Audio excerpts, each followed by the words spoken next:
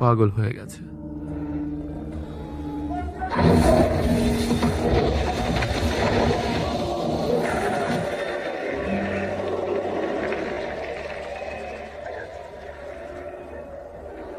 Hold করবে 1 second?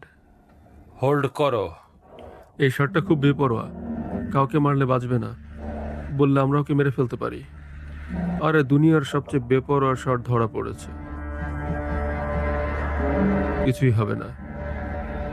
দেরি করানোর জন্য দুঃখিত। খুব শীঘ্রই তোমাকে মারব, আমি কথা দিচ্ছি। নিজের জীবনের দিব্যি, তুমি মহসিনকে কেন মেরেছে?